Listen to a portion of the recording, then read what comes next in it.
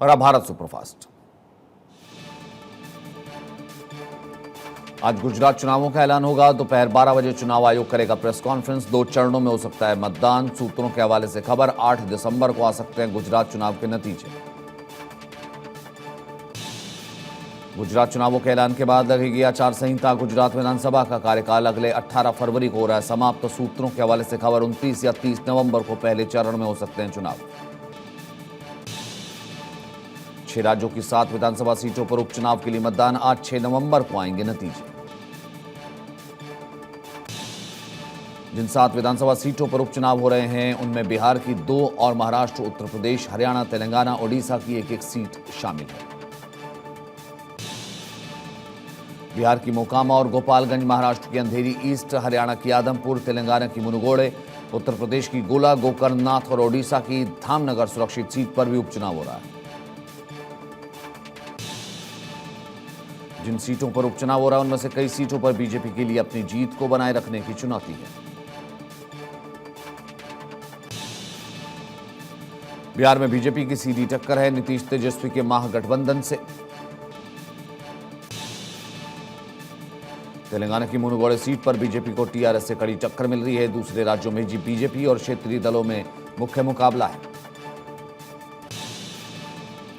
गोपालगंज विधानसभा उपचुनाव में कुल 331 मतदान केंद्र बनाए गए हैं। गोपालगंज में सदर विधानसभा सीट के लिए कुसुम देवी को बीजेपी ने उम्मीदवार बनाया।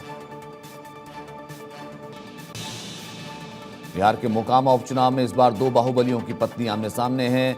राष्ट्रीय जनता दल ने जहानंद सिंह की पत्नी नीलम सिंह को मैदान में उतारा। वहीं जेडीयू ललन सिंह की पत्नी सोनम देवी को प्रत्याशी बना रहा है।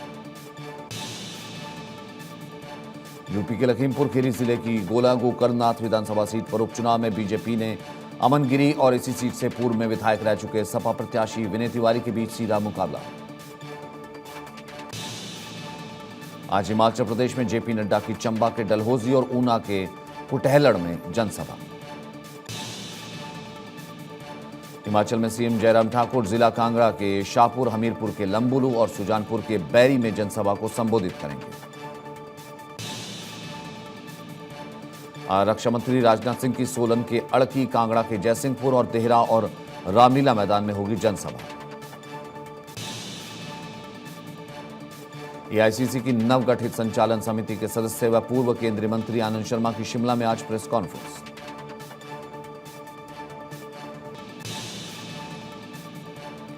सामाजिक न्याय एवं अधिकारिता राज्य मंत्री भारत सरकार रामदास अठावले की शिमला में 11 बजे करेगी प्रेस कॉन्फ्रेंस। दिल्ली में सीएम अरविंद केजरीवाल आज हिमाचल के सोलन में रोड शो करेंगे। करीब 1 बजे रोड शो होगा।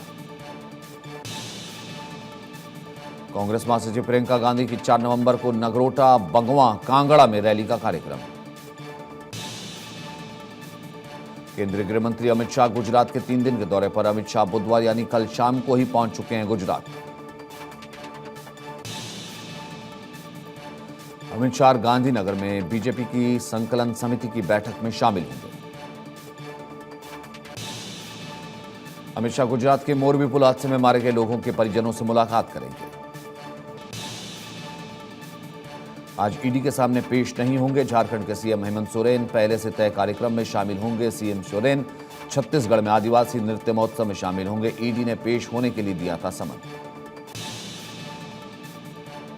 आज सुबह 10 बजे एलजी ऑफिस में केजरीवाल मंत्रिमंडल के नए सदस्य राजकुमार आनंद का शपथ ग्रहण। उपराज्यपाल विनय कुमार सक्सेना शपथ दिलाएंगे।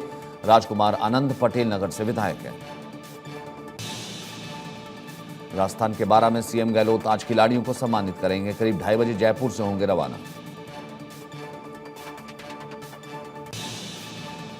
अस्पताल से छुट्टी मिलने के बाद शिरडी जाएंगे एनसीपी प्रमुख शरद पवार। शिरडी में होने वाले राष्ट्रवादी कांग्रेस के 2 दिवसीय शिविर में होंगे शामिल।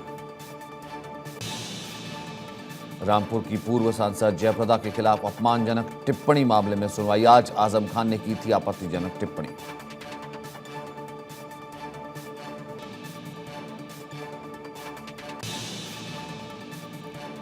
उत्तराखंड की अंकिता भंडारी मर्डर केस में आज सरकार हाईकोर्ट नैनीताल में रखेगी अपना पक्ष। अब तक की स्टेटस रिपोर्ट कोर्ट को सौंपेगी सरकार।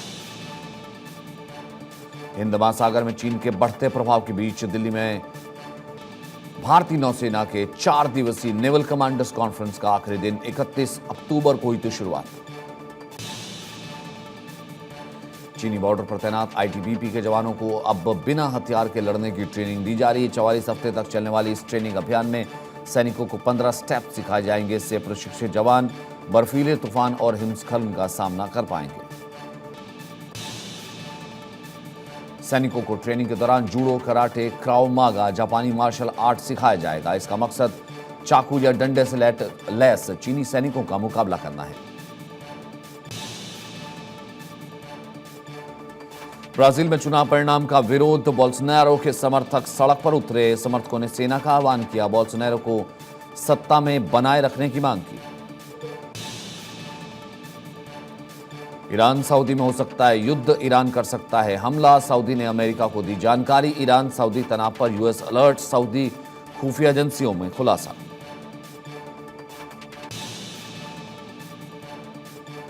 पाक पीएम शाहबाज ने चीनी राष्ट्रपति शी जिनपिंग से मुलाकात की। आर्थिक गलियारे से विस्तार पर बनी सहमति। पाकिस्तान का प्रधानमंत्री बनने के बाद शाहबाज शरीफ की यह पहली चीन यात्रा। पीएम मोदी आज विजिलेंस अवेयरनेस वीक कार्यक्रम यानी सीवीसी को करेंगे संबोधित। सुबह 11 बजे विज्ञान भवन में कार्यक्रम आयोजित होगा।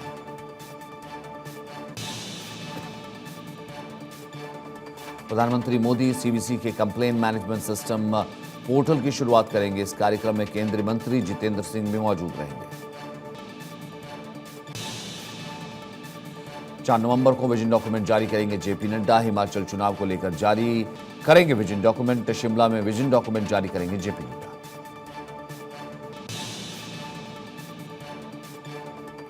हिमाचल चुनाव से पहले आपको बड़ा झटका, कुलवंत सिंह ने थामा बीजेपी का दामन। आपके प्रदेश सह प्रभारी कुलवंत सिंह ने बीजेपी का दामन थामा।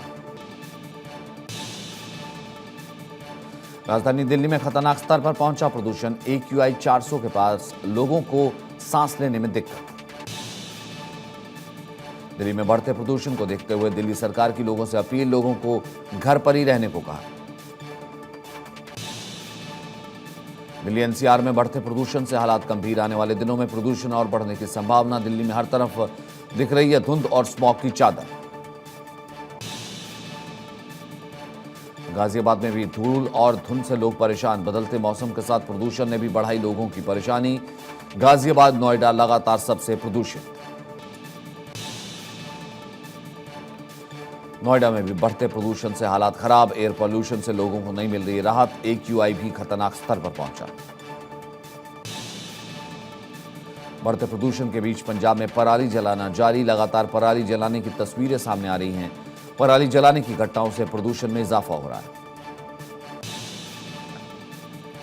यूपी के आगरा में चलते टैंकर में घुसी बस, हादसे में 2 लोगों की मौत, कई लोग घायल। सभी घायलों को अस्पताल में करवाया गया भर्ती। यूपी के मथुरा में होटल वृंदावन गार्डन में लगी भीषण आग। हादसे में 2 लोगों की मौत, 2 लोग झुलसे। फायर ब्रिगेड की टीम ने मौके पर पहुंचकर आग पर काबू पाया।